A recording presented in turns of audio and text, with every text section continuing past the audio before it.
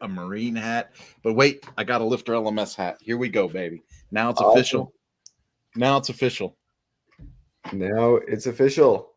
Kurt's got the newly minted Lifter LMS hat. You can see he's still got the sticker straight from the factory. It's Will Middleton and Kurt Von Ahnen from Lifter LMS. We'll be live here for the next 2 hours answering pre-sales questions around Lifter. Any questions really that you have around Lifter LMS.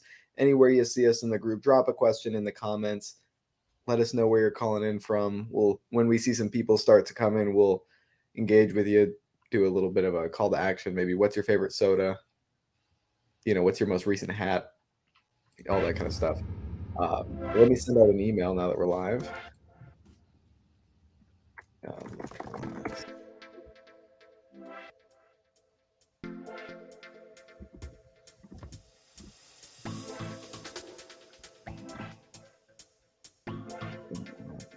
Music. I'm a big fan of the music. I think the music is a little bit polarizing with the audience, but I'm a fan of it. How do you feel about it, Kurt? I kind of like it when we first start, and then maybe we should fade it down, or I don't know. I like it when it's a little bit. I like it, but I like it a little bit lower. If we loaded in our own music, that'd be different. Yeah, I know we have. I could probably work on that here in the background, is loading in our own music. I know we have a few from the LMS cast intros that we can use. Yeah. Like I kind of like the lo-fi. But over time, I think that might drive people insane. Yeah, it's a short. It always sounds suspenseful. Right. Pre-sales questions now. Send now. All right, so we should see some more people coming in, but it looks like we have a few people checking us out. Hey everyone, it's Will Middleton and Kurt Von Ahnen from LifterLMS. Let us know where you're calling in from in the comments on whatever platform you're seeing us: Facebook, Twitter, YouTube, all kinds of Facebook accounts we're streaming to. Oh yeah, and I can see LinkedIn as well. I set this up. I should know how it works. That's it. Facebook, YouTube, and Twitter, but a couple different accounts on those platforms. So leave us a comment wherever you see us. Any Lifter LMS questions, just say, hey, we'll be here hanging out, answering those. And in the meantime, while we wait for questions to come in, we could just dive into some questions from maybe the Facebook group or the Help Scout inbox to kick it off. Let me see if I can fish up any interesting questions. Here's one. We had a question come in that I answered in the Office Hours Facebook group, which was around making a syllabus look like this. So if I go to Office Hours for Infinity Bundle customers, right here, we had a question come in about making a right-hand side of your course, inside of lessons, you have the option to have a sidebar. And in that sidebar, with the new Sky Pilot theme, you'll be able to display these images. This is going to be the featured image for the lesson. And this is actually over on academy.lifterlms.com where the screenshot was taken from. But the Sky Pilot theme is hopefully soon to roll out. I've been hearing things from development about it might roll out any day. So I'm just kind of waiting until it actually does roll out to start creating a bunch of content around it. But soon to roll out, this Sky Pilot theme will support the sidebar super easily. And I'm not sure if this is possible in Cadence out of the box currently. I don't think it's possible in the Astra theme to have the images in the sidebar out of the box. But it's the featured image for a lesson. It's not a very commonly used feature, but it's a new cool thing that you'll be able to utilize in the Sky Pilot theme. And I could go figure that out in the background if anyone is curious or has other questions around creating that setup. That was just kind of an interesting one I wanted to highlight. And let's see. I am just getting my comment in on Facebook, seeing if it's connected. See, yep, we're coming in. I tried to do that from LinkedIn. It didn't work. Nice. LinkedIn apparently doesn't connect comments back and forth like that.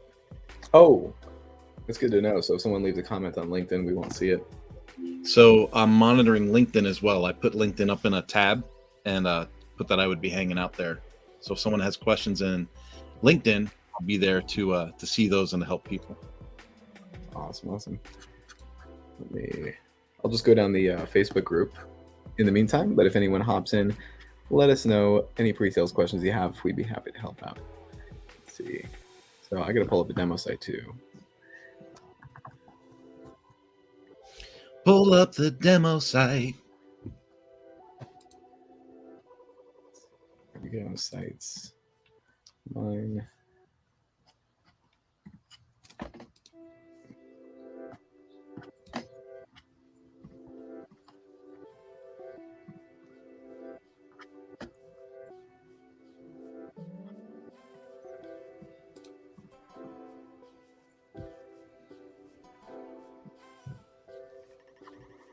Awesome.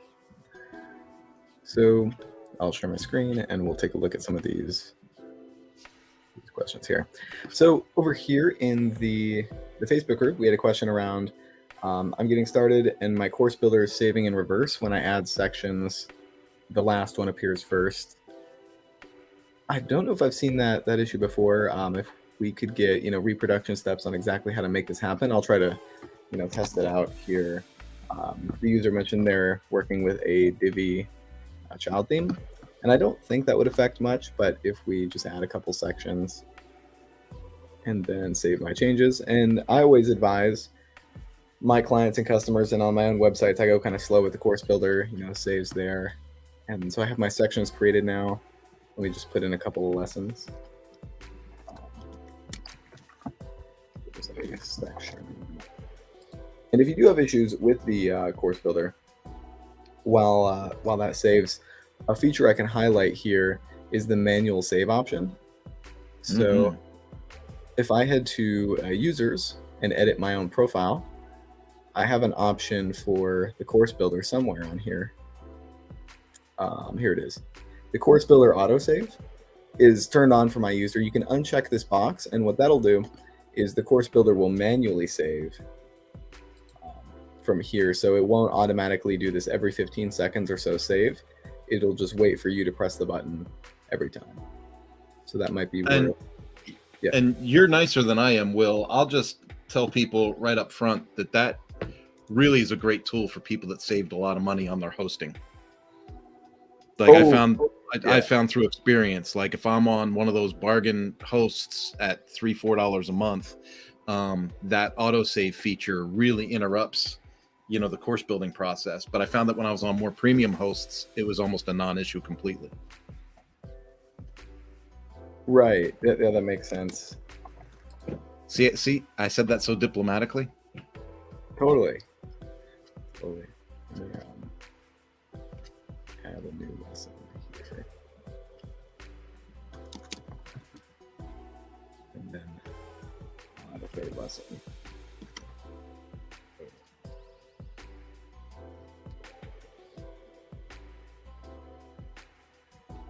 Give a second, save changes. Reload. We have 1, 2, 3. Lesson 1, 2, 3. If I add a new section, I'll let it so first section is now last, and last is now first. Yeah, I don't know. With adding a new section, for me, it's staying there down on the bottom. But like Kurt said, there might be some sort of a saving issue regarding your website host or something else to check into. So that this is kind of more of a complicated scenario where when we can't recreate an issue, having step 1, do this, step 2, step 3, so we can have reliable reproduction steps to help find any kind of issue. So that might be what I suggest here is submitting a support ticket with maybe some reproduction steps, temporary admin logins, just so we can log in and try to find this issue and show it happening.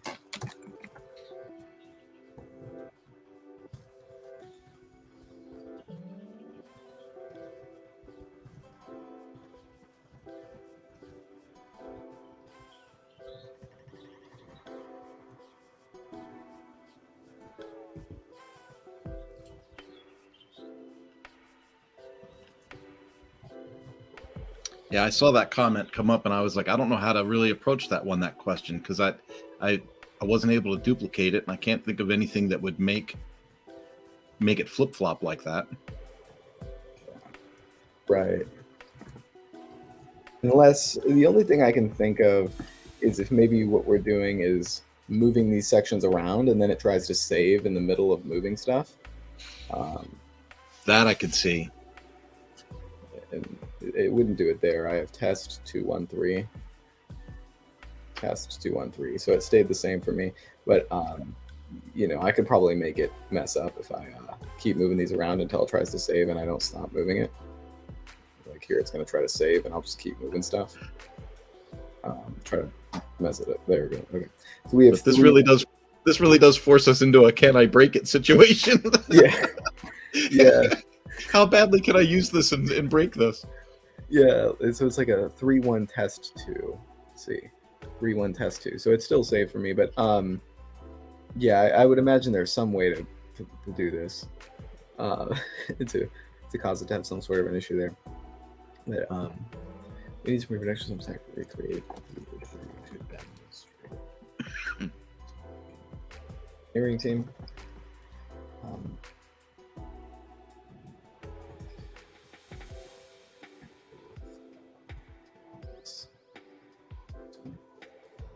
If you're LifterLMS has score with an active license.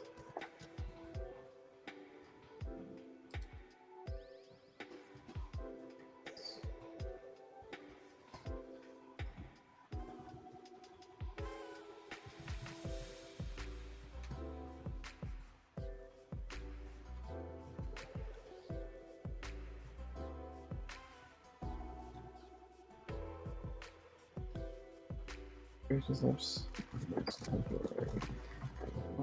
So we can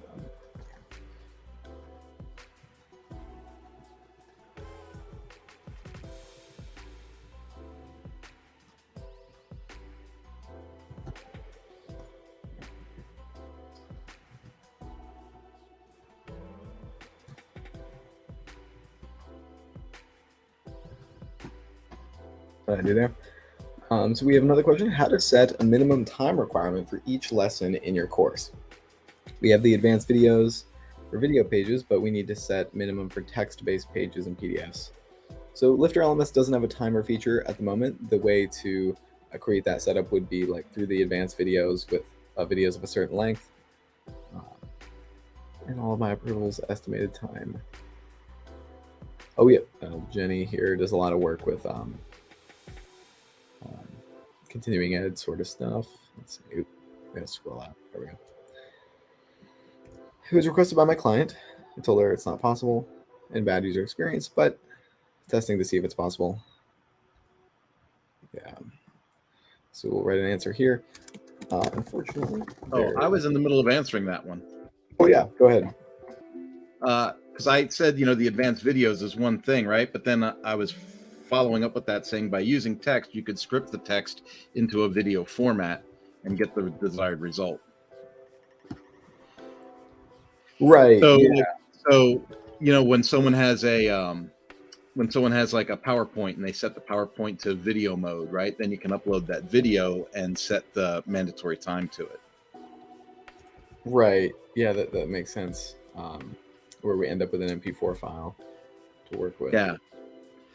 Yeah. There was also, I can't remember her name now. We worked with that one doctor. You and I just kind of consulted with each other and brainstormed once about half a year ago. And there was we found a third-party timer plugin that you could add to track someone's time on a lesson. Right.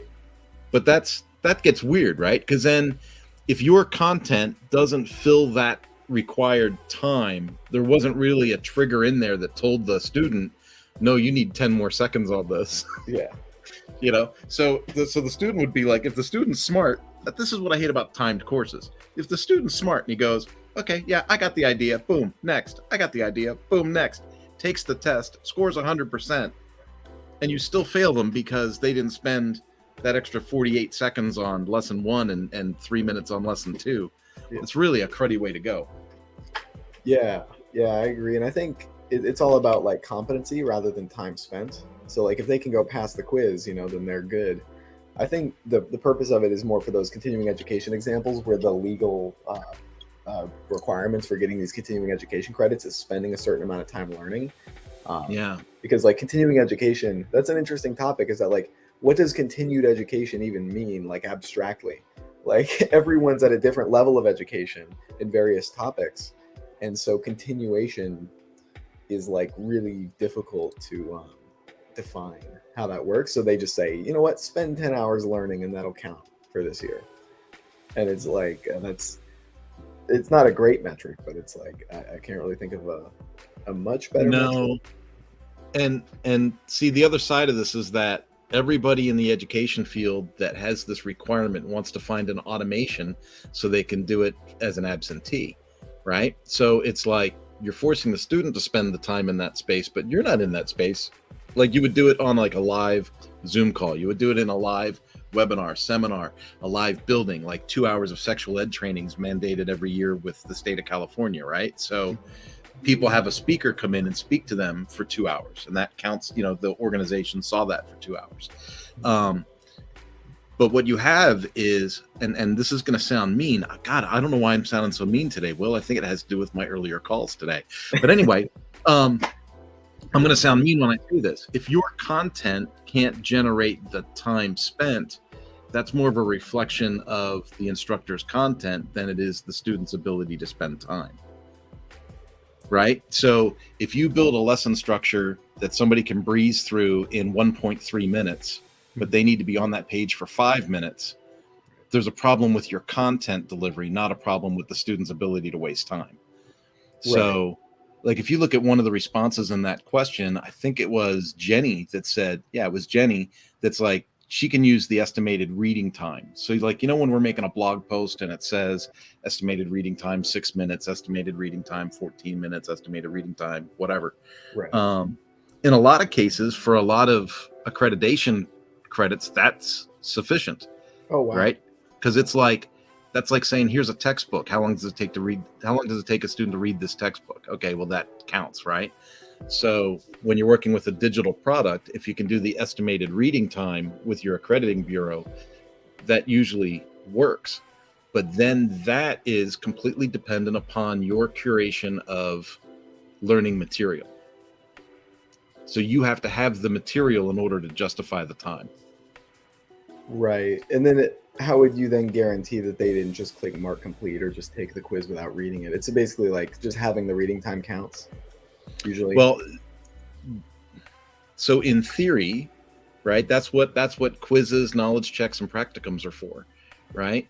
So if your knowledge check and your quizzes and your practicums are based on the learning material, right, and it's done well, they would have to have taken that learning material to be able to pass that. Right, that makes sense. Yeah, and let's just be really truly honest. If you give a good test, you know, a good quiz, a good practicum, and they pass and they still breeze through the content, good for them. Yeah. Good for them, right? Because you know, our to succeed as a human being, you have to figure out efficiencies and things that you can process in an expeditious manner to find success. Yeah, that makes sense. That makes sense. And it goes back to the idea of like time versus productivity. And really what we want is productivity. And so if someone could just skip the content, pass the quizzes, do they really need continuing education? They're already at the standard that we're looking to bring people to. Yeah, well, it comes down to the effectivity of the quizzing and the testing. Mm-hmm. You know. Yeah, and I've seen some quizzes that are more about recall rather than understanding concepts. And I'm sure, I mean, of course, you know, we've all run into this in school and all kinds of various places where it's like, you know, what was the sequence of events rather than like, what are the concepts going on? And so you could include quizzes regarding recall of like, they wouldn't be this specific, but, you know, what was, you know, the third paragraph about? And then there's the multiple choice question. It's like, that's kind of not really a productive question. But if you not a productive question, but does iron out did they view the material or not? Right. Right. And so the accrediting community, whoever that is, in some situations mandates that you have certain questions like that just to validate the consumption of material. Right. They're all different. That's the hardest part about answering this question from an LMS perspective, right? Is like all these organizations are different on their requirements and standards. And then, I had to write the certification questions for a motorcycle company, a marine company, an automotive. That's incredibly difficult. Coming up with good questions that don't sound like you don't want to write trick questions. I hate people that write trick questions. Yeah. Select no if Yeah. blah blah blah blah blah. It's like no. Just ask the question and get the answer, right? Does the person know the material or not? Right. Yeah. It's like, did the person do the mental gymnastics of figuring out what the question is asking? Like, Yeah. that's not. There's not enough gummies in the world to make that successful. Yeah. Let's see. We could dive into a few questions that we've already answered, but we could answer them live here in a video format. And since this is going to be on a YouTube replay, it might be useful to just put these questions out there while people are bringing in some questions possibly in the chat. So this is a pretty good website, or a pretty good website. I'm already reading the question. A pretty good question around how much does an LMS website cost?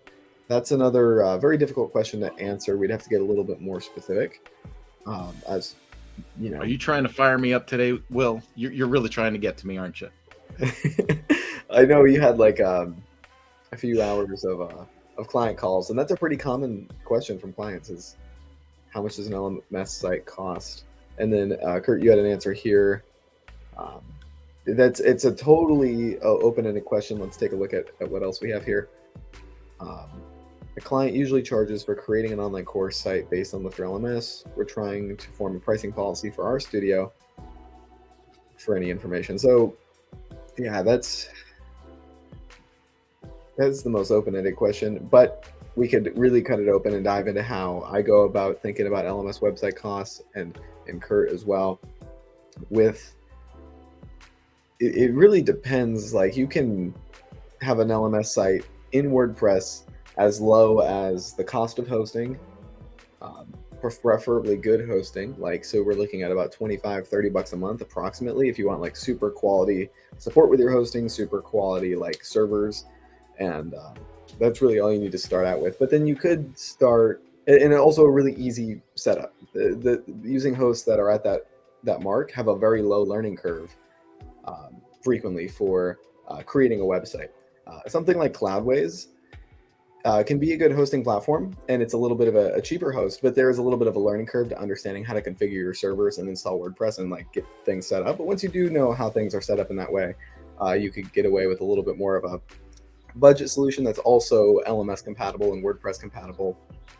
When you get into something like HostGator, you're probably in trouble because you can get this $3 a month hosting if you buy 3 years up front, and it's super heavily optimized, and that can be a good thing. But if you're running a blog website or a restaurant website or something like that, but for dynamic WordPress websites, we need to have a lot of resources for passing data to the database, getting data from the database based on whether a user's logged in or not, whether they purchased a certain product or not, whether they're enrolled in a course or membership, if they passed the quiz, failed the quiz, all kinds of dynamic information that needs to be sent. So these overly optimized web hosts that are leveraging a lot of caching mechanisms and possibly CDNs will interfere with the process of the LMS functioning. So something like Cloudways or maybe even like WP Engine are usually good starting places for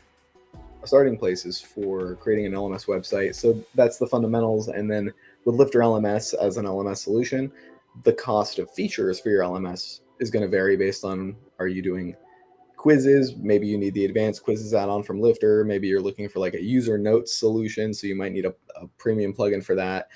Really putting together what the project has involved is a big deal. And it sounds like Sergey here is from an agency that might be acquiring tools, possibly like the Infinity Bundle with Lifter. It's the one-time $1,200 a year. You have access to unlimited sites with all the add-ons. So from an agency perspective, you can even cut costs a little bit if you're doing sites in bulk, where you have 12 customers all on your Infinity Bundle license, and you support all these websites and all these customers, so you can get some licensing discounts there, but really it comes down to the cost of features, cost of hosting, and then cost of setup. So does that setup involve manually transferring and migrating a bunch of information from one LMS to another? Does it involve the instructional design aspect of creating the content in the first place? Does that process involve, what else would the process involve? Custom development, possibly. It can involve custom development in the process of labor and setup. So I would really just break it down to those three things: the cost of hosting, the cost of features, and the cost of labor. And figuring out those three things will tell you the approximate cost of an LMS website. I don't know, Kurt, do you have any kind of ideas off of that, how you evaluate LMS site builds? Well, every client is different. The use case is different. And so what I run into in these things is, okay, is this a DIY or a DFY situation? So is it do it yourself or done for you? Does the customer want, and my analysis for this is like, it's like building a house, right? So when you hire a general contractor, are you looking for the foundation and the framework to be done with some plumbing and electrical, or are you looking to get into a house that already has the sheetrock up with pictures hanging in the house, right? That's the difference of what you can do with one of these sites. And so, and I think in a transparent way, we could say, I've got clients that I've taken care of, very budget minded, that are hosted at, $30, $35 a month, and have access to all the tools of Lifter, have access to, their hosting, have a CRM in the background. And, it's a DIY situation. They took care of the text, the graphics, the imagery. All I did was put basically a site and plugins in place, and then configure the plugins to be able to, charge Stripe and be able to run their memberships. And they took care of the rest. Then that's very, very affordable. But I have other customers where, hey, it's going to be $3,000 for me to copy and paste your content from this old crappy looking website to this new templated website and keep you going, right? And then, as an agency, and we have his name up, right? So Sergey there, is he offering hosting with his builds? Is he not offering hosting? Is he offering maintenance and support on the back end? The thing that's important to remember, if you're an agency and you're using an agency license to build these complicated websites, is that the support is coming from you, right? The support's not, unless you buy support packages to go back to the plugin manufacturer, the support's coming from you. So you have to factor in 3 months, 6 months, 9 months from now, if this customer has a problem with their site or didn't update their site properly because you didn't sell them maintenance to do it for them, how are you going to be able to support that client downstream? And so those are all things you have to consider. So when people say, well, why does it cost so much? Well, it costs so much because once I work on it, I'm never really done with it. So you have to factor that into your use case. So I've had customers where I've said, I'll build this for you, but I never want to hear from you again. And that sounds mean, but it's true, right? Like, I'll build this for you, but I never want to hear from you again. Like, because you didn't come with a budget that allows me to stay integrated, right? I'm not able to perform maintenance. I'm not able to do, maintain your plugins. I'm not able to make sure you're on WordPress 6.2. I'm not able to make sure you're on the right version of PHP in your server. So I can't be responsible for something you haven't given me the ability to be responsible for. But I've got other customers, dude, $15,000, $18,000 to build it out. Another $100 a month to check on it once a month, make sure the plugins are updated, make sure things are moving smoothly. And those customers are happy because I'm the phone call or email away if something goes wrong. Mm-hmm. It just depends on what you offer. Right. Yeah. Yeah, that makes a lot of sense. So hopefully that gives some context around how to evaluate the cost of an LMS-based website. And, so let's do this a little bit different. Let's do this for like agencies that are new to the agency model, right? Because no one's really asking us any questions right now. So why don't we just like chat about it, right? Yeah. Because I work with a lot of people that want to be agencies, and I know you and I have both kind of dipped our toes in the agency water, right? So when you so for me, I'll talk about my use case. I'll do a discovery call with a client and I'll try and figure out how much of this project is DIY and how much of it is done for you, right? So how much are they going to do themselves and how much do they expect me to do and what's that expectation? And as we make a proposal for them, are we super clear on those expectations? Like, I need to know that once I'm done with this job, I'm done with this job. It's not going to bleed on or have scope creep and become something else, right? Yeah. So there's that. Now, one of the things that I asked for with a client, and I just got this, I'm working with customers now. They're fantastic. They were just guests on my podcast. Working Writers Company. They're awesome. They teach people how to publish their first book. So when I said to them, do you have content? Dude, they had a complete marketing setup, a professionally done marketing package with a style guide. I have their colors by hex code, 19 different versions of each logo, their color palettes, their headshots, their photo shoots, everything, right? So when it comes time to make a website for them, it's literally load the pictures into the media bin and just plug and play some content and so that's like super easy. So I take when I do the needs assessment and I set the expectations with the customer, I figure out what tools they need and how much those cost me as an agency. And then I figure out how much of that done for you services and try to project how many hours that's going to be. And then, just to be honest, I add like 15% to that for meetings and update sessions. And then my agency rate is the multiplier, and the number is the number. And it doesn't matter if the number sounds high or it sounds low. The number's the number based on what the math is. And then I shoot the number to the client. If they say yes, great. If they say no, that's fine too. Because I can't feel bad if the number sounds high. Mm-hmm. Does that make sense? Like, sometimes I've done the math and it's been $24,000 and I go, that sounds like a lot of money for a website. And then I go, you know what? I've seen Shark Tank. On Shark Tank, they talk about $250,000 for a website like it's yesterday's news. Mm-hmm. So the number's the number. It doesn't matter. I just give them the number and then they're in the position to say yes or no. And I very rarely will discount because I can't afford to work for free. Right. And what I usually do in projects that are larger is just break the project into components. Like in this estimate, Phases. Yeah. And like phase one is the, $500 phase, where we're installing the plugins, getting the hosting configured, all that kind of stuff, which is just setting up the plugins and configuring a platform that'll work. There's no content. There's like no images, no colors, just like this platform functions. It's taking a WordPress site from a default WordPress install, maybe WordPress isn't even installed yet, and turning it into an LMS site where Stripe is connected and all the functionalities there. And usually those projects, they can include CRMs and stuff too, so they can get more complicated with SMTP plugins and email forms and email list management, sometimes in the back end of WordPress or WP Fusion to connect to the CRM. So this phase of the project can get to $500 to $1,000 just building out the functionality of this LMS platform.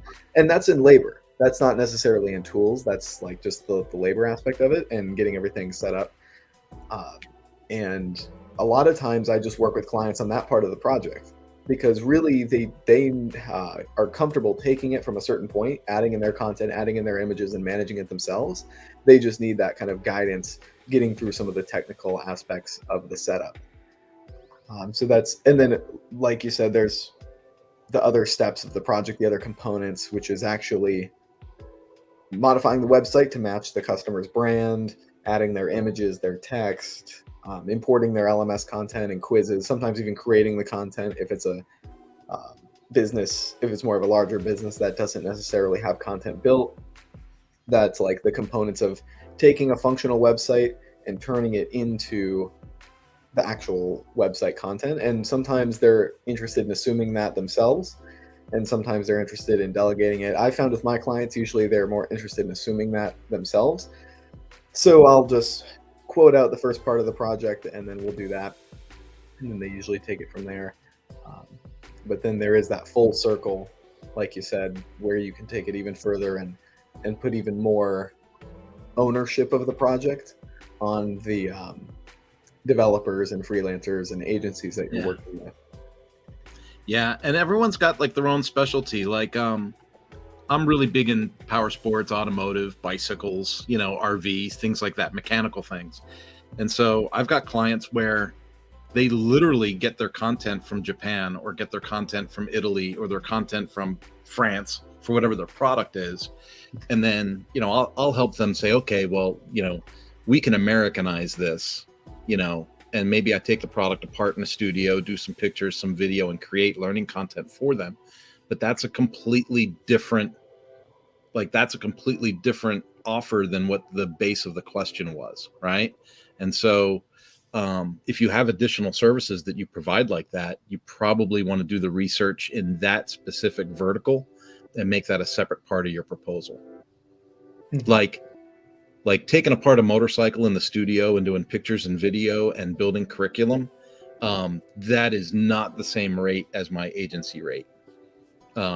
Because I know that a day of filming in the Ducati shop in Italy cost that company $25,000. So I'm not going to do it for $150 in my garage in California, right? Yeah, there's a lot to it. I've been through that process a few times of actually creating the content. It's more rare. I'm more of like a technical person handling like how the website comes together and how it functions. But I have done a few courses myself, like instructionally designed from scratch. And I'm not really an instructional designer, so they're not like the greatest designed courses. They're more just straight to the utility of how something works or answering questions directly. But that instructional design component, I think, will become increasingly more important. The instructional design component, especially with tools like we're leveraging a lot of AI and things like ChatGPT.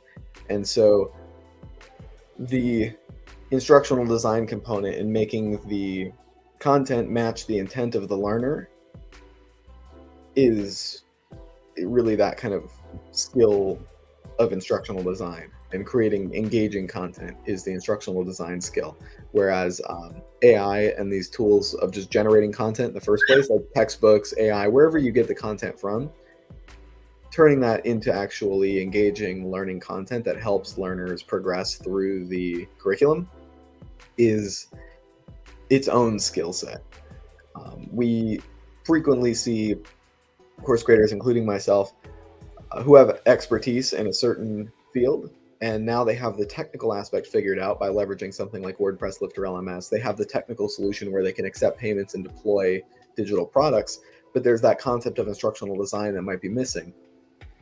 And that's really the flow of the product, from the pre-sales all the way through taking the curriculum, is this design of experience. And so that's a super valuable add to an LMS type project that I don't think we talk about a lot at Lifter specifically, because we provide the tech. We focus on, you want advanced quizzes to be able to do this, this, and that. Assignments can have these certain features. Private areas can have one-on-one chat. We talk a lot about what you can do rather than maybe what you should do or should try to have a successful LMS site. You just crossed a wire in my brain, and that was like, we talk a lot about what you can do, and in my mind I was like, well, we should probably talk about what you shouldn't do. Yeah. I think when someone comes to my website and they click this, they should go here instead of there. And I'm like,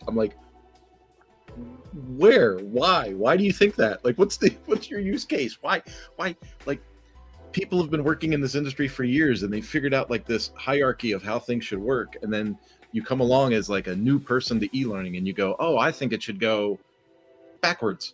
And you're like, well, we could make it go backwards. But why? Why do you want to do that? I seem to spend a lot of time trying to figure out why people want to do something weird with their website. Right.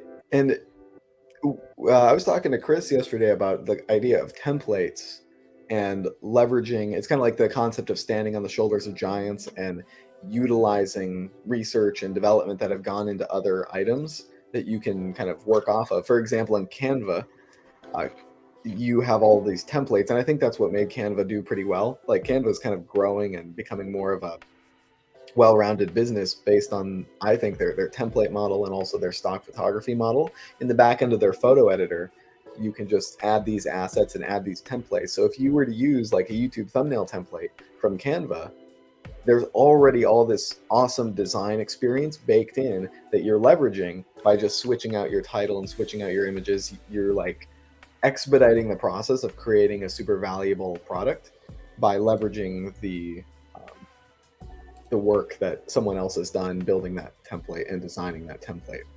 And the same thing like is true with what Kurt's saying regarding an LMS site, with structuring your course and the add-ons that are available. And these sort of things are designed to work within this LMS framework. And so you can leverage, instead of focusing on like changing the template or changing the product, you could focus on leveraging the various value adds from the product and sort of like instead of reinventing the wheel, you just use the concept of the wheel in your design. Yeah. All right. We're having a slow day for questions and comments. For sure. Thursday. I almost want to. I'm just going to do it. That's what I'm going to do. I'm going to hit up one of our friends on Facebook and find out how his run went last week. Awesome.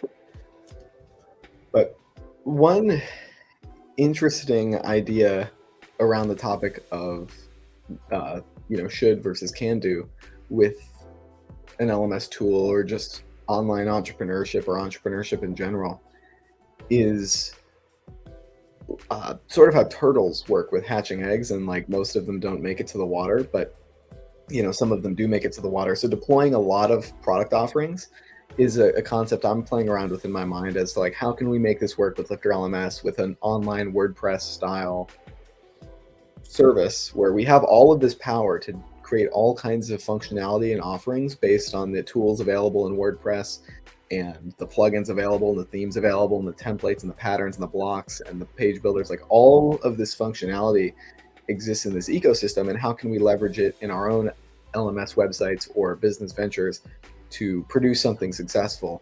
A lot of businesses or people starting out in businesses or trying to validate course offerings or figuring out what type of products to make will put all of their eggs in one basket.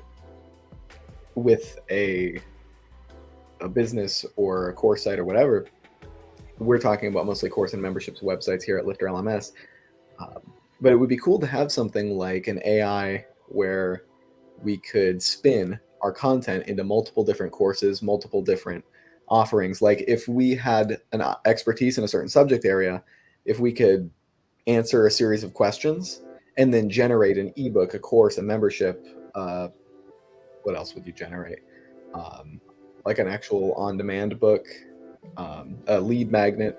Like there's all these kind of digital assets that could be generated from a certain amount of expertise. Like it would be very cool to have a system like that automatically where it generates a bunch of assets and then you can deploy those assets and see which ones work the best. And that's a super challenging thing to do, is just figuring out what you could make that would be successful in the marketplace.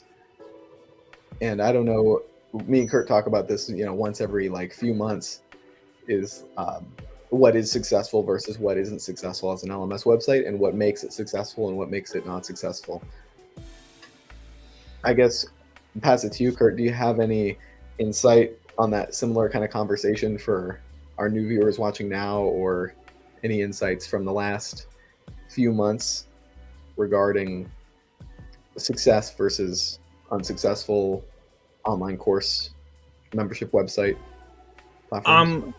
I'm attracted to certain aspects of LMS building and distribution that I shouldn't say experimenting with. I am actually working in this way, but I have yet to be able to talk about its success or failure. That's a fair thing to say. I think we are in a massive shift, a massive change overall in things. Personally, and the word that I hear a lot is decentralized, like decentralized social media or decentralized, hosting, decentralized, learning. And I think so. It's like a target market for me is companies that don't have e-learning, never really thought about e-learning, and didn't even recognize that it is a potential source for them for marketing material, to increase their customer satisfaction, customer communications, and to reduce their employee turnover. And when you have those conversations with business owners of medium to large size businesses, it's unique to me to see that light come on, right? And as a developer in that space, it's cool to know that there's a potential market tap in that way. Anyone that has any kind of technical product that they've made, whether it's a laptop, a mountain bike, I'm just looking around my garage, right? Could be a LED lights, could be the Arctic Air fan. There's 3 courses right out of the chute that company should consider hosting online. And one is a features and benefits course, because they're a distributor, they're a manufacturer or a distributor making a complex product, and they have people in the field at retail centers that sell that product. So they should have some type of an online asset that says, here's how you sell the features and benefits of our product, right? So that's one, and that helps increase sales and build longevity with staff and employees in the field and all that nonsense. Then you have the course on how to actually use the product correctly. Something as simple as that stupid Arctic Air fan thing that I use. It works wonderfully. It really does.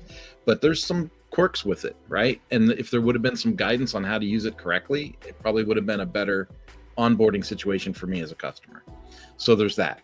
And then there's you need a course on what do you do when it's broken, right? Just a course on, hey, what are some troubleshooting tips I can take at home to try and get this thing back to 100%? And if that doesn't work, hit the website or call the 1-800 number. And it sounds silly, but that's 3 courses out of the chute that every manufacturer should have for every product. And once they have those products in place, products being the courses, right? Once they have those courses in place, it adds to their customer relationships. It adds to their branding. They can use those assets for almost anything digitally, for social reach, for everything. So for me, I think there's a big market in that way. Yeah, that makes sense. One challenge I've seen pop up with those use cases is maintaining material in a course, or updating the material, editing the material, pre-selling the material, or figuring out what to even create in the first place. And so, yeah, that would be a question I'd have. I'll pass it back to you. Do you have any ideas around the best practices with updating, modifying, or figuring out what material to even make as a manufacturer trying to create these 3 courses? How to make them? It's any of those products had a certain amount of engineering material that was produced, right? CAD drawings, 3D printing workups, any of those things. And so somebody in the organization should be able to simplify that message, right? Because there's always a disconnect between engineering and sales. There just always is. And that's what an e-learning professional is skilled at, right? It's like simplifying the complicated and making it easy to digest, easy to understand. So if you have an engineering and a design division, and you have a sales division, chances are the salespeople can't read the engineering's documents and figure it out. So you need that person in the middle that bridges that. And that's typically what e-learning specialists, subject matter experts are really good at. So you take that information and you drill it down and you put it into micro learning segments that are 5 to 10 minutes long each for each lesson. And next thing you know, you got a course. Yeah. But we actually had questions come in. Did you see that? Yvette's asked us some questions. Yeah, I see. It's one of my favorite questions, actually. Yeah, do you want to answer that? Yeah, we can, and we'll share it up on screen a little bit there. Yvette says, she's made websites for small businesses and friends and stuff like that. And she tried LifterLMS for her own website, making courses. But the next part of it talks about, it gets expensive. Now, let's just call it what it is.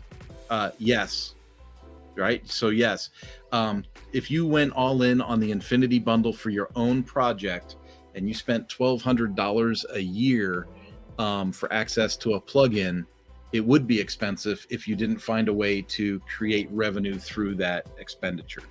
So, like any business, it is a lot to consider. It wouldn't matter if you were joining, Mary Kay, um, Amway, any of those things. There's a certain investment that you make to see if you could turn a profit with it.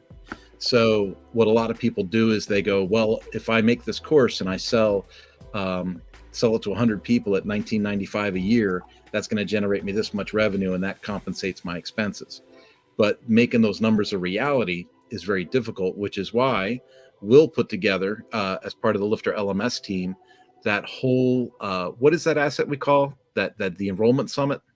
Oh yeah, the Enroll Summit. Yeah, the enrollment summit is fantastic because it gives you kind of those inner workings of how do I get people to sign up into a course? How do I grow an audience? How do I get a community to do this? But the reason that I say that this is one of my favorite questions, Will, is because LifterLMS is free. Like the base core version of LifterLMS is in the WordPress repository and it's free. And for free, you can build a course and have membership tools and use it as a minimal viable product to get to see if people, to sample it, to see if people even have an interest in what you're trying to produce. Like that to me is, can you get people to sign up? Can you grow a community of people to come and consume your learning content if you gave it away, right? And then the next step of LifterLMS, if you're working with a limited budget like this, is, okay, what's the cheapest way for me to add e-commerce revenue to this example? So then you do the Earth bundle, right? And you slap in a payment gateway and you go, okay, now I've got my learning content and I've got a payment gateway and I can charge people whatever it is to take that. Now, is it profitable? Is it generating revenue? If you decide that through that stage of the process that you're generating revenue, because remember, LifterLMS is free unless you decide you want to market or sell your courses. If you want to market and sell your courses, well, then you got to start paying for the plugins that enable that to happen, right? And so you can stair step your LifterLMS experience as your project grows and becomes profitable, which is what I really, really like about our whole process.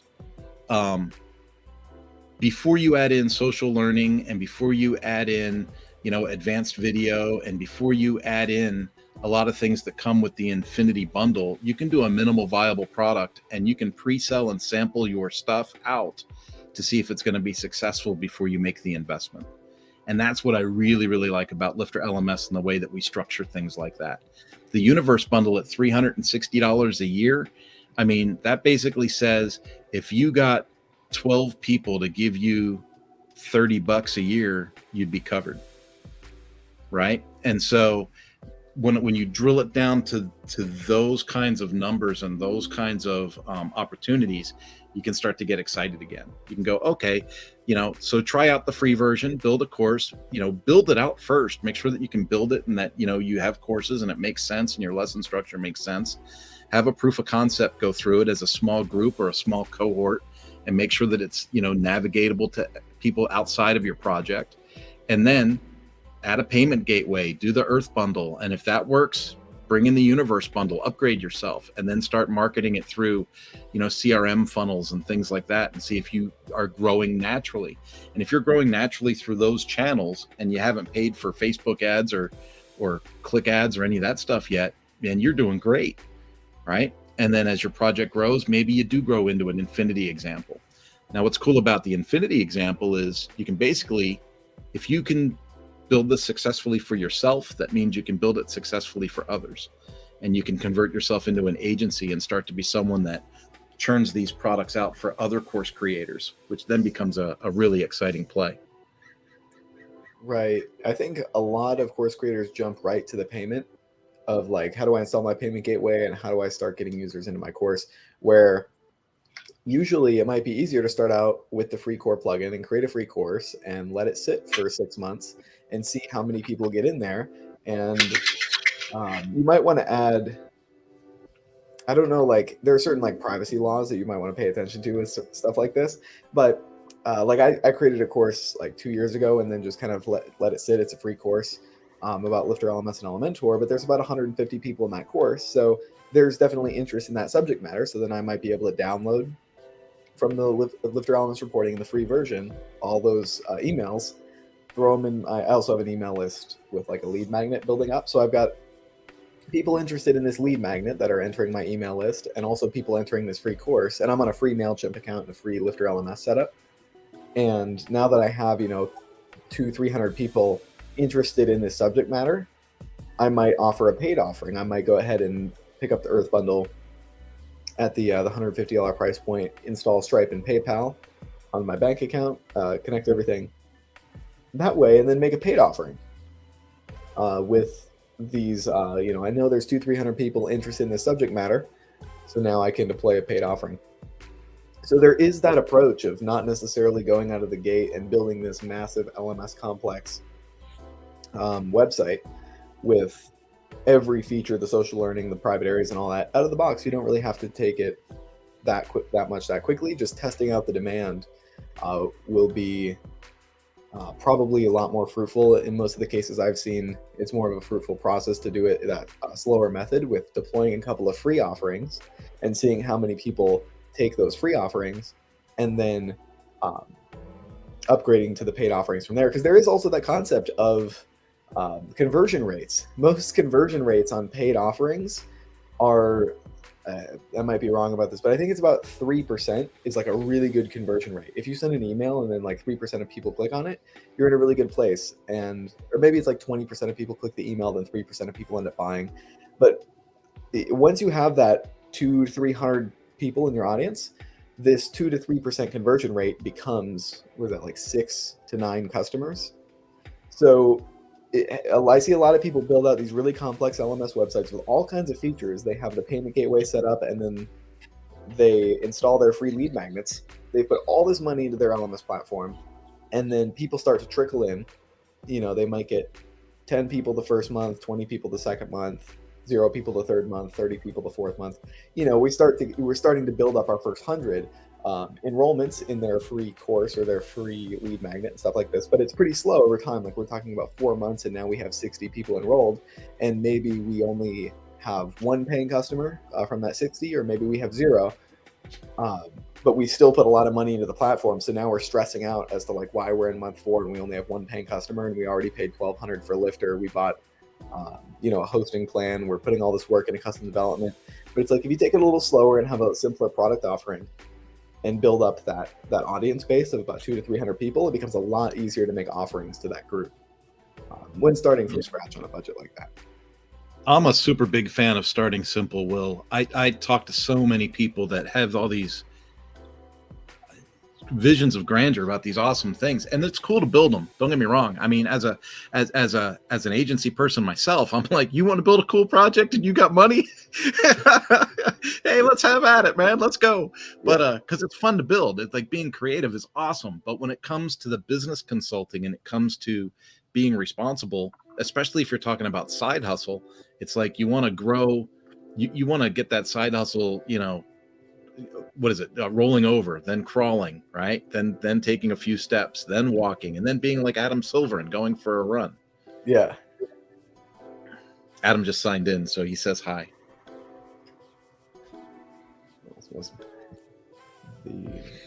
So to me, when I think about that question, it always gets me fired up, right? Because it's I think LifterLMS is the only LMS that, it's on the repository that's free that does learning management content and membership management. Right. And so you can literally have WordPress, LifterLMS, and have an MVP website up, really quickly for next to nothing. Mm-hmm. Yeah.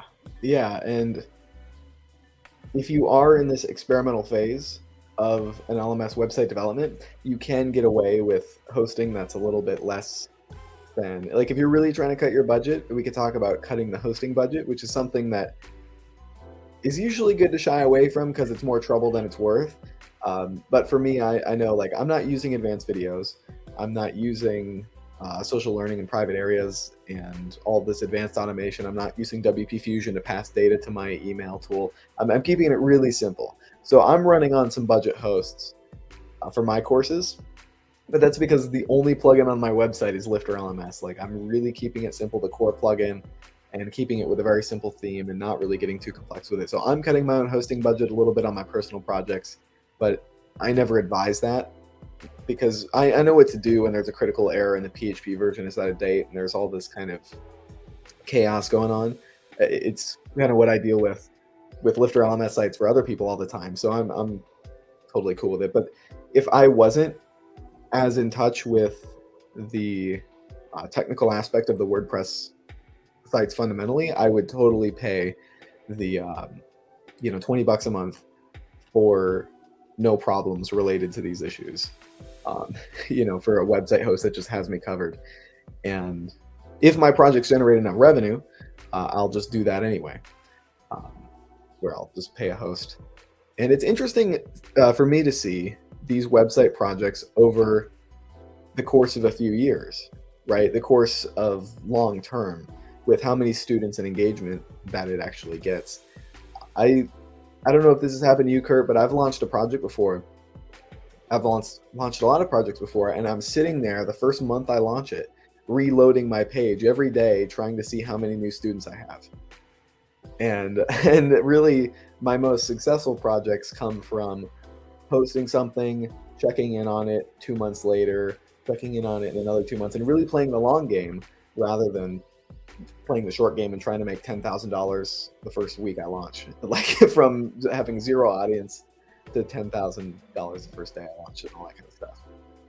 Yeah, I don't know if I've just become jaded by doing this for so long, but like when I see these commercials or these guys standing next to their Lamborghinis on social media going, "We show people how to make online courses, make $1 million this year." I'm like, dude, that's not even your car.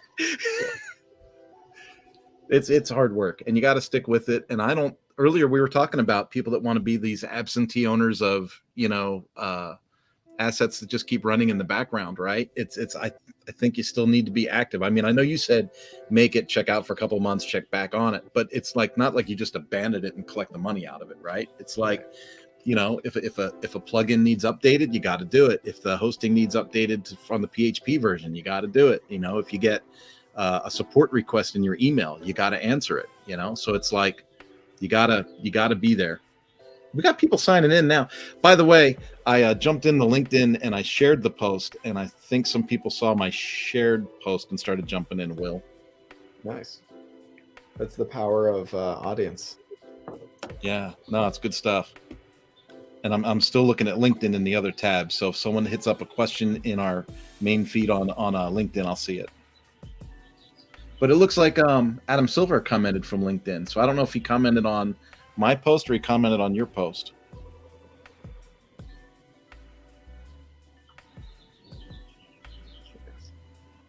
I don't know. Crazy tech stuff. The Kung Fu Cowboy. Yeah. Making music out in the desert.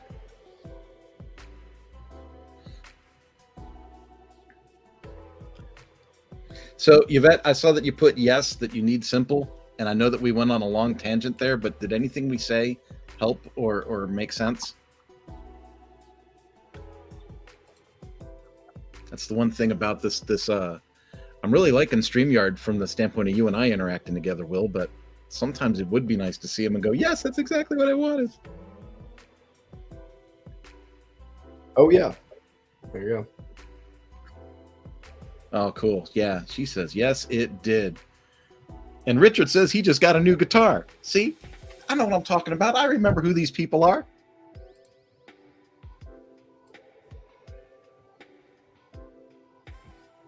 Yep. And Adam Silver commented in my LinkedIn post. So that's good. I'm going to open that up, see if I'm missing people over there.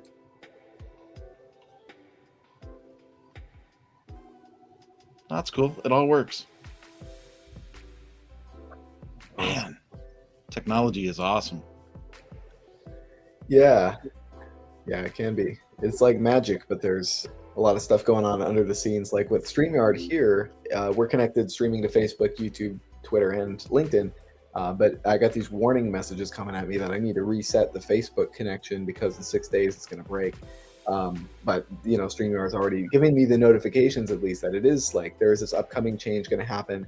So, you know, with all kinds of software, there's changes happening all the time, and it feels like PHP version updates are coming sooner than they used to. But let me look at the PHP version history um, release dates. I keep saying this, and I want to confirm that like the frequency does seem like it's getting faster. We have March 2023. Like there's all kinds of legacy stuff, and this is not in order. Hey, this doesn't make any sense at all. I don't know. History timeline. Here we go. So we have our PHP version timeline. So 95, 97, 98, 2000, 2001. Yeah, so we're looking at like, you know, 1 year, 2 years, 3 years, 3 years. And now we're dealing with 2019, 2020, 2021, 2022. Yeah, it seems like we're in like a phase of PHP releases where they're getting more frequent. So that means that code that underlies WordPress that LifterLMS is coded with and all the other plugins in WordPress itself is updating as well. So we're spending a lot of time working on making sure PHP versions are compatible with Lifter. Howdy. So yeah, PHP version stuff. It's so interesting developing when the ground is kind of shifting beneath you. It's like the framework of what you're supporting is shifting beneath you as we're building the LifterLMS product. WordPress is changing.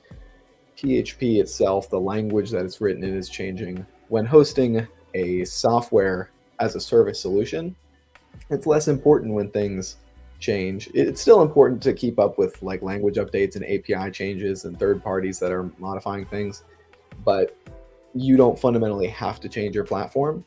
And so that's a super nice thing, unless Google Chrome or Safari updates, because these browsers we use, they also update and cause conflicts and all kinds of things. I know there's an issue related to Safari, LifterLMS, and it's really Safari and LifterLMS, a tool we talk about a lot, that's causing some sort of an issue with displaying the courses that I have to look into.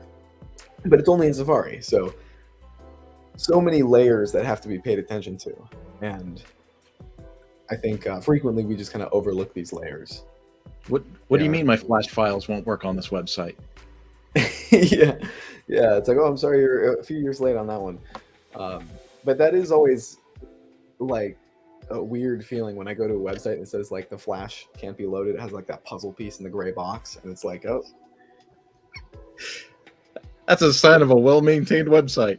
Right, and then I'm like, man, this is my site. I have to update this. So, I don't see any questions in the queue yet, and I've looked at a few. You want to talk about something new that I talked about this morning on a podcast? Oh yeah. Okay, I'm going to do a screen share. I'm actually kind of excited about it, and maybe, and full disclosure, I haven't had a chance to actually use it myself yet, so I might be putting the cart before the horse, but I was excited to talk about it. So there's this new blocks thing out called Maxi Blocks. Have you heard of Maxi Blocks yet? I haven't. We're taking a look now at your StreamYard. I don't know if that's what you meant to share. Is that my StreamYard? Well, now I'm in StreamYard. Oh, geez, look, it's all over the place. Okay, I'm gonna remove that, and I'm gonna stop that screen. I'm gonna add another window. So what I did was I did a shared screen, but never mind what I did there. So which one is it? Is it this one? It's this one. I think it's that one. No. What a pain in the butt. All right. All right, so let's try this. Are you seeing Maxi blocks? I am. Okay. So I have two windows open because I have the LinkedIn tab running on this screen so I can keep an eye on comments over there. And then I have StreamYard on this screen. So if that makes sense. Anyway, met with the founder of Maxi Blocks and had him on the podcast this morning with WP Tonic. And this to me is interesting from a lot of different perspectives. One is he divulged on the podcast that he had a team of 10 people build this out full time over the last 3 years. So I was like, wait a minute, because I'm like a math person, right? So I was like, that's 60,000 hours. How do you spend 60,000 hours on something? It might not have been a full 60,000 hours, but in my mind, that's what I went to, right? Because there's 2,000 work hours in the average year, and then 10 people, that's 20,000 hours, 3 years, 60,000 hours. Sounds like a lot of time. But what this is so you're familiar with working in Gutenberg now and with the 6.2 release and the full site editing and all that. Mm-hmm. And then you helped me. I was like, dude, I'm trying to stick in the block editor. I'm trying to stay out of Elementor and just try and get good at this block editor. But I'm having I'm really fighting to move things around or to have the design that I want to have because some of the choices that I want aren't there, right? And you and I had that discussion. You helped me out with some things. That was really cool. So I primarily am an Astra Pro, and sometimes a Spectra person. And what was bothering me was to use Gutenberg efficiently. I felt like I had to plug in like 3 other things to get it to do what I wanted it to do. And that's kind of what Maxi Blocks built, but they also built this incredible template library. And they came from the Divi world. And you know how like we have friends in the Divi world that are super design oriented. Right. So they have this incredible library that's just full of all these templates, and then they have these style cards. So they've got over 100 style cards, and to me, this is like when you download an Astra starter template and you go to activate that starter template, it gives you a choice of 5 or 6 different style cards, and they don't call them style cards; they call them something else. But it's like those primary colors on the website. Right. So this has 100 style cards to play with. So not just 5 or 6 choices. You've got 100 different style cards to play with once you pick the template kind of thing. And then what I liked about it was, besides the patterns and junk, was this thing. This every element you create in this creates 2, a light tone and a dark tone variant. And I was really intrigued by this. And you and I both worked on a common project where someone had like their shades of colors changed every row, right? But then if they want to add something, it becomes a pain in the butt because they want to add something here. Well, now you've got a light color and a light color, and you're like, no, it needs to be a light color and a dark color. And you start thinking in that pattern usage, and you have to manually change each of those backgrounds. Mm-hmm. Well, with their block tone variants, you're able to basically just click and change from light to dark in certain segments of your site very intuitively. So I'm super stoked to try it. Now I'm just going to be honest and tell you where my reluctance came from. I went to the repository, which they just got approved for. And when I did the podcast, they were last updated an hour ago. And I'm told that if we wait until tomorrow, there's going to be a newer interface that's launched. And so my super pro tip on this not scheduled announcement is to wait until tomorrow to try this. They only have 30 plus active installations. Typically I'm looking for like 250,000 in this number, but it's brand new.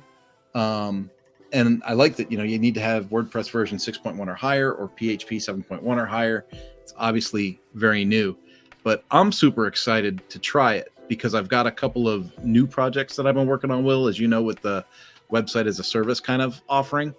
And looking at a website as a service kind of offering and being able to put this kind of library of templates into the back end, into a block builder situation, I think makes me have something that works in a much more marketable way.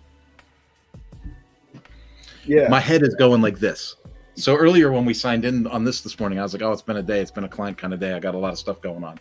In my mind, I'm like, this could be cool. I just gotta try it out. Totally. And we have a developer working with Lifter called Maxi. That's his name. So that makes me excited about this. And he likes to surf. Right. Yeah. And one thing with the templates that templates are awesome, and I'm starting to use them more and leaning into them more as I'm sort of adopting this concept of interested in standing on the shoulders of giants and leveraging the people who built these templates are better at designing than me, so I'm going to use what they have to offer. I'm leaning into that mindset more. But before I leaned into that mindset, I would think like, I like, 75% of what this template has, and then removing the 25% I don't like is going to be really complicated. It's going to mess up the format. Now I don't like what it looks like. Now I'm just in the mindset of like, oh, it needs a picture. Let me find a picture to go here. I'm more filling in the content rather than doing the design work. I'm sort of delegating the design work to these tools in that case. I'm design blind, and I tell all my customers I'm design blind. I know what looks good. Like I can see a finished product and go, oh, that looks good. Or I like the use of white space here. It's very creative. Like I have that ability. I just don't have the ability to build it. Like just being blunt, like you don't want to give me a blank slate and say, "Don't just design whatever you want," because chances are, I mean, I might like it, but chances are 80% of the world's not going to like it. And I'm part colorblind, so when those style cards come out, so I can see contrast in color, right? But I don't see the actual color that you see, I guess, right? Like my wife will say, "Oh, that's a pretty gray," and I'm like, "I thought that was purple," right? Yeah. So yeah, I just see it differently. But the contrast, I see the contrast. So I can use those style cards. And if someone goes, oh, our primary colors are, like I was telling you about Working Writers, my new client, they gave me very specific colors with hex codes. So I basically just loaded those hex codes into the global settings. And now it's like gray goes here, red goes there, black goes there. And I know that looks right? It might not, it'll look different to me than it does to you, but I know that it's going to look right. But if I had to design from scratch, no, it wouldn't look right. It would look weird and fuzzy. So I like templates. I'm all about templates. I'll use all the templates I can. Mm-hmm. Yeah, and it's one thing that's nice is with the block editor, exporting these templates is becoming more accessible, where you can take one website and put it into another. And I know with a WordPress site, you can just migrate it or copy all the files, but I'm not talking about even copying the files. I mean, just like exporting the blocks from a page in a JSON format and then just uploading it to another website. Because the styles are the same. It's sort of the interoperability of the block setup. And maybe a longer term goal might be to have these blocks work in other places on the web.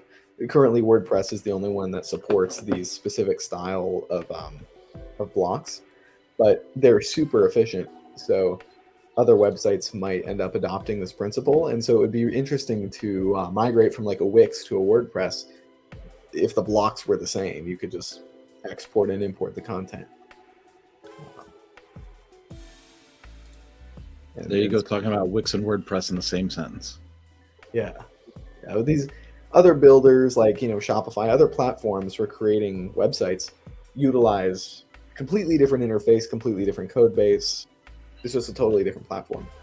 So creating the most efficient way to create a website is one kind of competitive edge WordPress has in the long run of making something interoperable.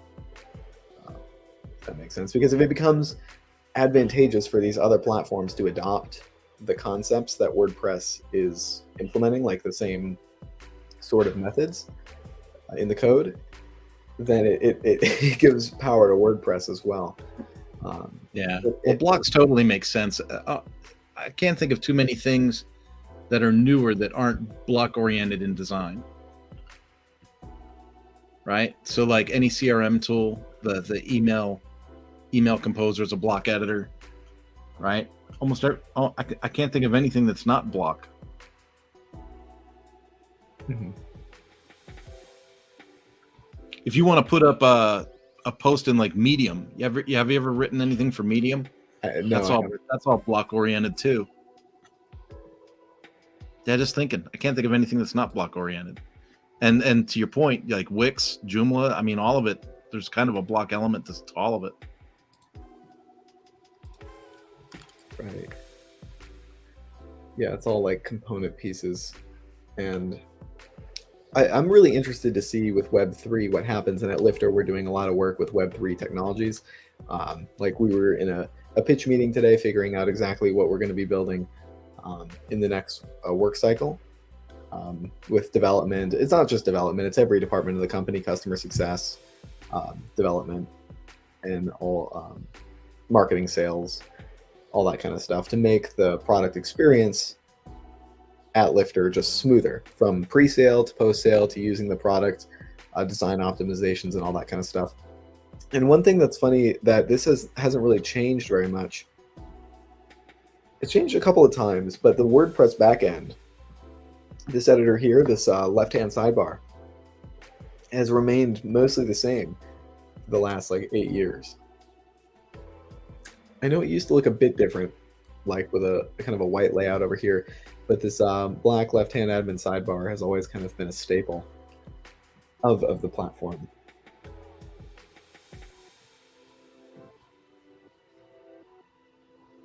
Let's see, my courses, my test course. But it would be interesting to, and that's something I'm going to experiment with in my own personal projects with Lifter, is treating a LifterLMS online course or membership website as sort of like a garden, like a long-term project, and putting out various, items and lead magnets and free courses, figuring out just how to tap demand instead of finding demand. That's something Chris had said about, demand should be tapped, not found. Like people are like seeking demand. It's like, how do I create a certain product?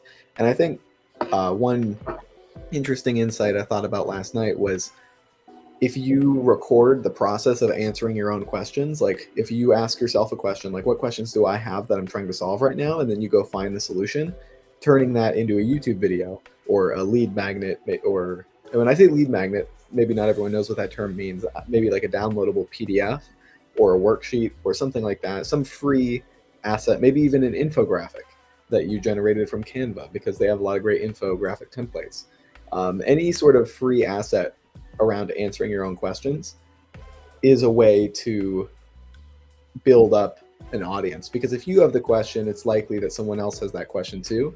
And if you can answer your own questions, other people will start to ask you questions, and then you answer those questions, and it creates this flywheel that helps you build the audience from scratch to then market to that audience. And I'm really hanging around with Chris too much. With Chris too much, yeah. Using terms like flywheel. Yeah. Yeah. And that's and then like that leads into what we were talking about earlier with the, get 1 to 200, 300 people in your course, and now that 3% conversion rate becomes relevant, and it's easier to make offers to that audience. Especially because you know what they've engaged with from your previous offers. And that's another question I'd like to pass back to you, Kurt, is around mixing offers. I know you've had a site before where there were a lot of different types of courses on the same website versus having different website projects for each sort of offering. Like what's been your experience with that and like learnings from that? Well, when I decided to host my own projects, that was one of the ones that met the guillotine, Will. I think I got up to 22 courses on that site, and I loved it. To me, it was a portfolio of what you can do, right? So it was a portfolio, like here's a textual kind of course, here's a video kind of course, and it was like a portfolio of course building for me, right? But I thought it was on like really engaging, like, I guess my fault, I'm not as interesting as I think I am. I thought, hey, this course on leadership is going to be awesome, or this course on communication is going to be awesome, or this course on how to use the phone as an effective sales tool is going to be awesome. Unfortunately, those types of courses are very focal and niched, and when you put them in a learning management system that's right next to, how physical fitness increases your work productivity, how to maintain your weight loss, things like that, I think it leads to a shattered message, right? So it leads to this this disconnect. And I think that I think part of my failure in that regard was that those lead magnets weren't centralized. The lead magnets I used that brought people to that site didn't specifically call out that niche and then burrow down within that niche. Those lead magnets kind of brought people in for that niche and then showed them, oh, you want to lose weight? Well, what about your leadership and your goal setting and your stuff like this? And I think people just went, this is weird. So I started to go more focal on my projects. So now my leadership stuff goes through a leadership oriented website. My power sports repair stuff goes through a power sports website. My automotive coaching goes through an automotive website. And I've become more centered on my subjects. I still have more than one course in most of those sites, but those courses are all centered or derived from their focal point. Yeah. Which is the total opposite of what I'm trying to do with the Course Marketplaces site. The Course Marketplaces site is all about, you can put your course in there, right? So I can host my own course in a Course Marketplace, or I can allow other people to come into that Course Marketplace and sell their courses and take a revenue share. Well, in that situation, if that project actually sold and took off, there would be hundreds of courses from hundreds of course creators of all kinds of walks of life. It would almost be like a lynda.com site for training that LinkedIn bought. But it's just interesting to see if that'll ever get any traction or not. Because there's other avenues out there, right? There's Udemy for one, but there's Udemy, there's LinkedIn Learning, and is it corporate based? Is it personal goals based? Is it fitness based? Is it, I kind of like the idea of having almost like a library, like the public library of like all those different books to choose from. Like, I think it's awesome that if you could build a repository that has all that in one place, I think that'd be awesome. But I think a lot of people find that distracting. Right. It's, well, full circle, bro. Earlier I mentioned decentralized social media kind of being like a buzzword for a lot of folks. So we have social learning with LifterLMS. There's Buddy Boss, there's Circle, there's all these different tools where you can build your own social tools in your own website, in your own ecosphere, right, where you have your people. So you go, okay, well, what's the benefit, right? I could have a Facebook page in Facebook with 10 million other competitors in a space or diversified spaces, or I could have a decentralized social platform in my own site that I own, and I keep the Facebook trolls out of my little protected environment, right? And so I see that a lot of decentralized social platforms will have a great ability to succeed going forward, but it's going to be in their implementation and how they do it. Like when Twitter got sold, a bunch of people bounced off of Twitter in the WordPress space and went to Mastodon or Discord. But I don't have the learning bandwidth right now, with as busy as I am with stuff, to say, oh, I'm going to learn Mastodon this month and start a Mastodon channel. Yeah, I haven't even heard of that Mastodon. Oh yeah, well, a bunch of WordPress people are over there. Yeah. I don't know what they're talking about because I ain't doing it, but a bunch of them are there. Interesting. But with the disruption at Twitter, and then the Twitter files revealing how involved mainstream social was in some of our national cultural opinions, there's a lot of folks that are really open right now to decentralized social platforms. It's just, how do you launch it? How do you gain traction with it? And do you monetize it, or do you use it as a lead magnet for something else that you're gaining revenue from? Right. Makes sense. I'm checking out Mastodon here. It looks like a bunch of people bashing on Twitter. It's like the topic of the hey, look at that. Kurt's not crazy. Yeah, it's got other stuff too, but yeah, there's a lot of interesting. Yeah, social media. There's all kinds of social media platforms that I haven't even heard of. So you could use LifterLMS social learning, or a platform like Buddy Boss integrated with LifterLMS to make the online learning social media. My Buddy Boss site, I really, really like it. I haven't done much with it to promote it or to get people into it. I used it more like a what do I want? Portfolio piece. Like if someone said, "Oh, can you make this?" I go, "Yeah, I got one myself."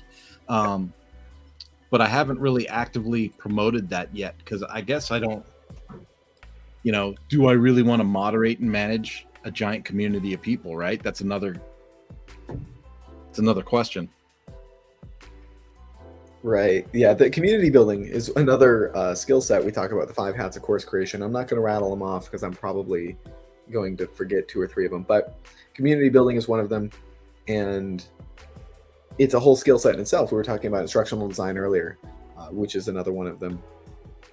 So community building is a skill set in itself. Getting people to engage with your content is like, it's different than instructional design, but it contributes to the experience. It's about curating the value and contributions from your community in your course or membership, or maybe a Facebook group if you have a Facebook group integrated with your website where it's linked to.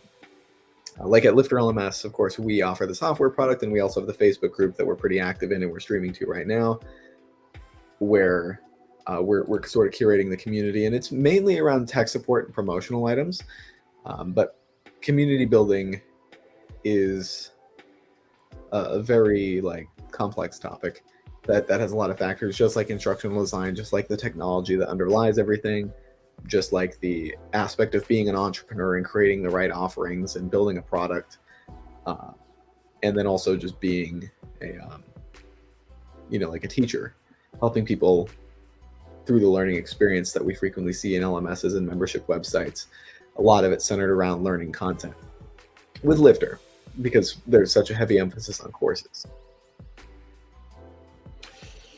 So I don't see any burning questions here. So I want to continue this conversation because I find this interesting.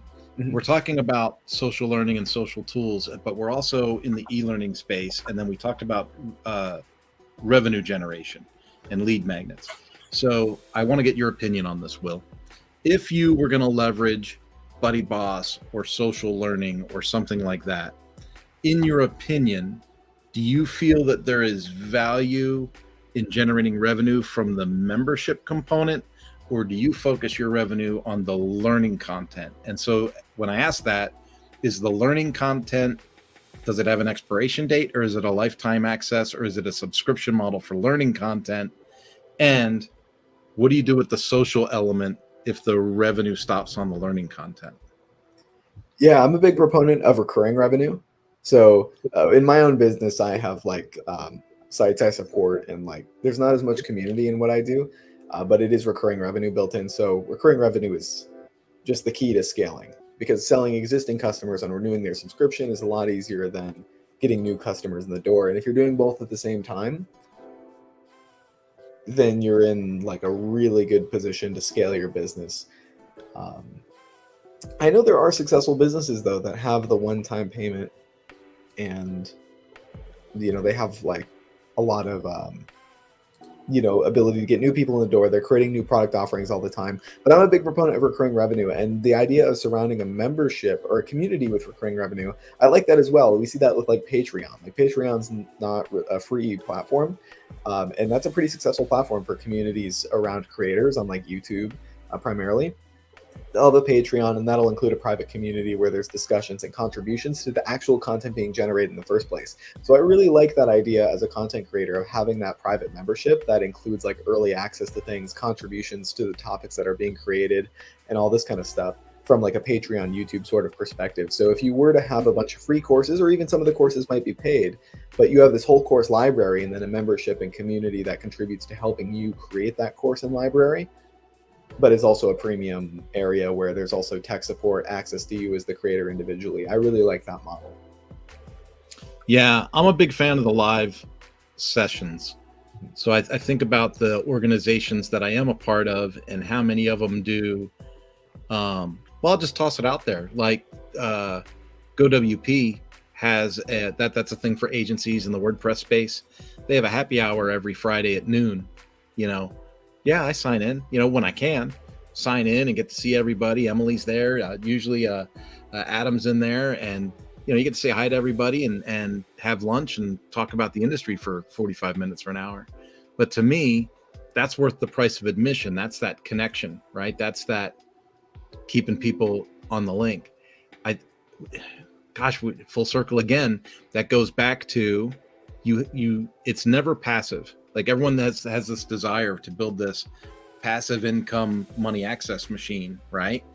But it's like it's never really passive. Like if you have a membership, what are you offering that membership? What's in it for them if they stay, right? And to me, it's got to be live connection, updated content.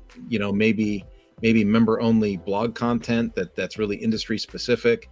Adding to the course material, having new like I used to have a marketing course from 2019, and it was a pretty good course, right? And then so for 2020, I renamed it 2020, but I couldn't rename it. I couldn't rename it 2021 and 2022. Yeah. Man, half the stuff it talked about in 2019 didn't even exist in 2022. Yeah. So I downgraded it. I made it a free course for a little while, just as kind of like a lead magnet. But then eventually I just had to take it down because it was so outdated. Right. Yeah. And that's where like you do have the opportunity to create new content, but seeing that content kind of end its life cycle it's interesting. It's almost like cultivating a garden or having like a farm. I think of online courses and online membership sites a lot now like farming. So like it's sort of like an organism, this course or this offering or a lead magnet or a YouTube video or a document or an infographic is basically like a little organism metaphorically in this farm that you have. And so you can, contribute to that organism's success and also like see which ones do better, like which plants grow well, and then maybe you'd get more plants like that or lean into that audience. I know with like LifterLMS tutorials, that was a thing that I had. It's like I made 5 or 10 of those tutorials, and then they were doing decently well, like they were showing decent signs. So then I did a video a day for 3 months. This was back in like 2019, and that really kicked off the YouTube channel. And it's not like the YouTube channel is like wildly successful or anything, but it's just sitting at about like 700 subscribers, and I haven't made a video in over a year on that channel, and it helped fuel a lot of other kind of flywheels in my client business, right? Like it feeds the contact form, it feeds my affiliate links, and it's not a significant amount of revenue from those items, but it's just like still revenue. It's like these plants or organisms in my farm that are just kind of generating a little bit of revenue here and there, and then also feeding into my contact form for like freelance stuff. That was the big model at the time for me. Yeah. I kind of got hooked on the idea of multiple verticals when I looked at the solopreneur and entrepreneur lanes, right? Because let's just face facts. I do stuff with you. I do stuff with WP Tonic. I do stuff as my own agency. And at the end of the day, it's all got to add up into something that pays rent and keeps the car insured, Yeah. And that's one scary part that we don't talk about a lot as like entrepreneurs or people working online in the freelance agency business, primarily like relying on your own income and creating these products. It could be a product, it could be an affiliate blog or client work. It being your own boss in any context is kind of a scary thing to do because you are the provider of the income, and so creating that machine or farm that works to create that income can be like a scary thing at times. And so it's really I'm the more I think about it, the more I think in terms of this farming metaphor, and I really like it. I don't know, do you have any metaphors that you use, Kurt, for thinking about online service offerings and freelance and agency style stuff? Your farming example is good. I think about the garden we've got here. We get a ton of jalapenos, and I'm really happy about that.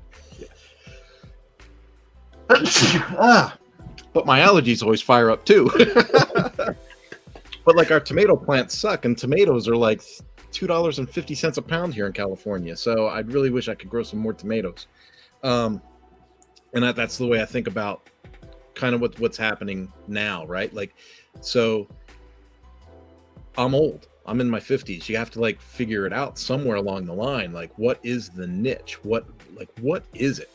Um, I've got a motorcycle training site, an automotive training site. I do stuff online for people. I do some public speaking. And at the end of the day, someone's going to be like, well, what are you? So what do you do for a living? And you just look at people and go, yeah, a little bit of everything. Yeah. So you got to have, you have to have a way of somehow communicating to people what your skill set is and the value that you bring. And that's kind of like your garden idea, right? It's like you could have all kinds of vegetables in that garden, but at the end of the day, what do? Well, I feed people with the products from this garden, right? Right. And so it's just being able to communicate it and drill it down in a way that makes sense. Right. If I were Adam, I'd probably talk about, my business is a lot like preparing for a 50-mile run. I do things like every September, I do that bike ride for kids, right? I'm nowhere near ready to go bicycle 700 miles in September right now, but I know the process and how to get ready to bicycle 700 miles in September, right? So yeah, it's just a way of thinking in those different terms, right? You can always equate. All these people want to talk to me about baseball sometimes. I don't know why, because I don't watch baseball, but they all go, oh, baseball. It's like sometimes you got to get on second base if you're going to get to home. Well, I don't know anything about baseball, so it doesn't make sense to me. Yeah, you mean like clients, or you just mean casually? Like in general, like you go to a business networking thing, right? And then somebody's going to be like, oh, I got season tickets to the whatevers, and they'll use a bunch of baseball analogies to talk about business. Right. Yeah. I guess it's like the second base before home. It's like an excuse to go like in the opposite direction to try to get back to where you're going. It's like sometimes metaphors are like an escape from reality. Like, I don't know. I realize that where like sometimes I see metaphors used as an escape or like an excuse to do something that doesn't make sense. But like I'm trying to use like a farming analogy to kind of understand like what you had set up with a site that included all of your product offerings is like your farm, basically. Like that's your sort of what you're cultivating. But the customers weren't interested in checking out your farm. They're interested in whatever specific product. It's like if someone were to come to you looking for tomatoes and you're like, let me show you around. It's like they don't. Let me show you these jalapenos. Yeah. And they might not want to see it too. Some people are interested in that sort of tour though, and that sort of higher level understanding of what's going on. And I guess in a farming metaphor, they might actually want to know what other products you have to offer, but they would want to consume the tomatoes first, probably, and get a feel. So in that farming example, and here's something, because Heidi and I had a really productive farm in New Mexico. We did really good when we lived there farming. There's those companion plants, right? And then there's plants that compete with each other. And so you have to, if you're going to use the farming example, that's a really good idea to think about, right? It's like, so what's a companion plant? How does this course and this course, how do these two sit next to each other in a course catalog and complement each other and possibly share sales or share, content almost, right? Like how do those have that thing? And then there's other plants that you can put in a garden that'll choke another plant out, right? And so just being honest, I think that was one of the mistakes I made in my course catalog. I had such a diversity in topics that I actually had some plants choking the other plants out. Yeah, that makes sense. And in that analogy, it might be like the another course on the page that's trying to demand the attention and understanding of the person looking at the page. And then you have another course on a different topic also trying to demand all this attention and understanding from the person viewing the page. But then if, like you said, they complement each other, they're on a similar subject matter, where someone might look at the page of 3 courses, 9 courses and be like, yeah, I want to learn all these things. That's a good example of when you have the good companion course set up. Yeah. Like man, if you've ever had a pumpkin grow in your backyard, oh my goodness, man. We had a pumpkin here in Southern California. It took over half the backyard. Like it came out, started working its way across the lawn. I mean, and we just let it go because we're crazy like that. And it killed about, a good 20 foot of garden. But it was really cool to have this giant pumpkin grow in the backyard. But that's kind of like what I'm talking about. Like we say, compared to a garden, it's like, if your products are companion products and they complement each other well, and they have the ability to both grow or maybe even share together, right? That's awesome. But if your course catalog starts to look like somebody sprayed too much Roundup on it, then it might be time to prune things back a little bit. And that's another thing. We didn't even talk about that, but I am totally open. And the older I get, the more open I am to it, of just pruning things back. Like, hey, I gave it a shot. Didn't exactly work. I might not throw it in the trash and delete it forever, but I'll take that and I'll put it off to the side. I hide that somewhere. Like, I have a lot of courses that I've published, and when they didn't get any activity or didn't have any active students on them, I said, well, something's wrong with either my header, my content, my picture, like something's not right. But instead of trying to re-engineer that and take all that brain space up, I'll just hide it, put it to the side, focus on what's working for a little while. And when I have the bandwidth or the creativity to get back into something, I might look into some things that I've put the pause button on and see, well, what changes can I make, or what lead magnet could I create around this to re-energize this and relaunch it? Yeah, that makes sense.